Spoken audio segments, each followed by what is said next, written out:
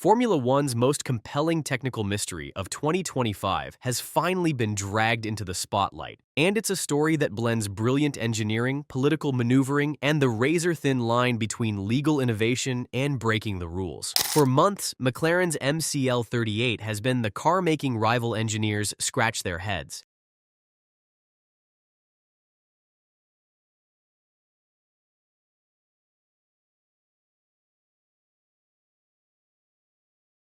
At every track, it seemed to do the impossible, produce enormous cornering grip while slicing down the straights like a missile. At the twisting streets of Monaco, it clung to the asphalt like a magnet. At Silverstone's flat-out sweeps, it was rock-steady, yet blisteringly fast. Even in mixed layout circuits like Barcelona and the Red Bull Ring, the McLarens could load up on downforce without turning into sitting ducks in DRS zones. In F1 terms, this is the holy grail.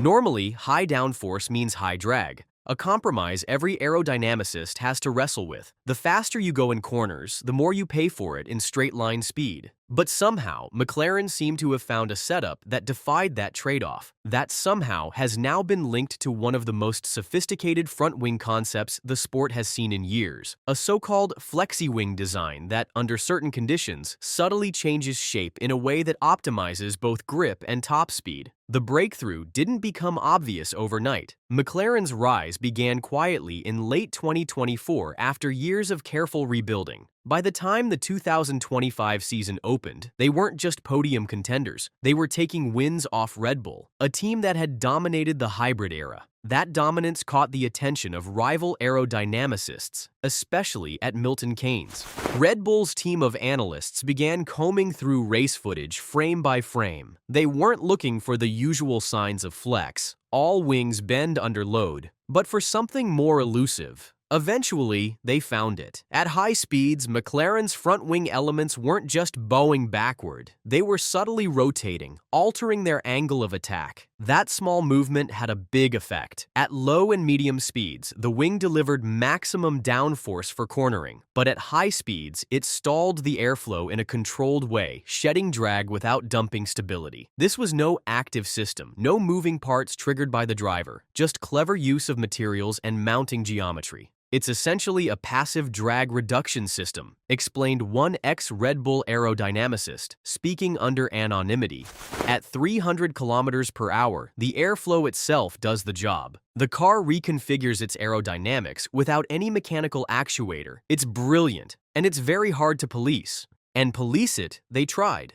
The FIA's rules ban movable aerodynamic devices, with the exception of DRS, but acknowledge that all materials flex to some degree. To enforce limits, they use static load tests, pressing on parts with specific weights and measuring deflection. McLaren's wing passed those tests in the inspection bay. But in the heat of racing, with vibrations, suspension movement, and shifting aero loads, it behaved very differently. The more Red Bull looked, the more convinced they became. Their technical department compiled a dossier of evidence: high-speed camera stills, ride height traces, corner exit telemetry, even overlays comparing the MCL38's speed traces to other cars with similar setups. The patterns were too consistent to ignore. Publicly, Red Bull played it cool.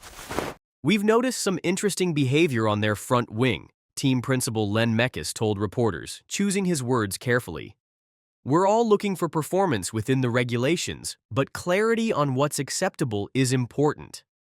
Behind the scenes, they went further, presenting the FIA with their findings and quietly lobbying for a rules clarification.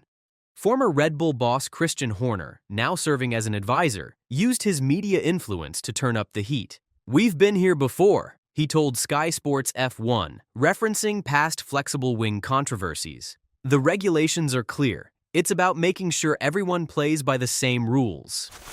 Within weeks, the FIA acted. Technical Directive TD018 landed just before the Spanish Grand Prix. It reduced allowed front wing deflection from 15 mm to 10 mm under static load tests and capped trailing edge movement to 3 mm under a 60 Newton point load. It was a direct shot at designs like McLaren's, closing the loophole that allowed large changes in aero behavior under racing conditions. McLaren boss Andrea Stella immediately went on the defensive. "Minimal impact," he told the press.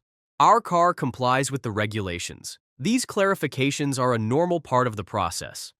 But whispers in the paddock told another story. Engineers were spotted working late at Woking, running extra tests on wing assemblies. Chief designer Rob Marshall, recruited from Red Bull in 2024, was said to be personally overseeing the work, ensuring the car's performance stayed intact under the new rules. Spain was the first real test. Piastri took pole, Norris locked out the front row. On paper, business as usual, but telemetry told a subtler tale. Straight-line performance wasn't quite as vicious, and in the race, tire wear became a bigger issue. Both drivers complained the car felt different in change of direction phases. McLaren still scored a podium, but their cushion over Ferrari and Red Bull had narrowed. Post-race analysis suggested a loss of 0.1 to 0.2 seconds per lap. Small, but enough to swing a championship fight. Former F1 tech chief Pat Simons put it plainly: "They're still quick." But that specific advantage in certain conditions, that might be gone. Now it's a level playing field. And it wasn't just McLaren under the microscope.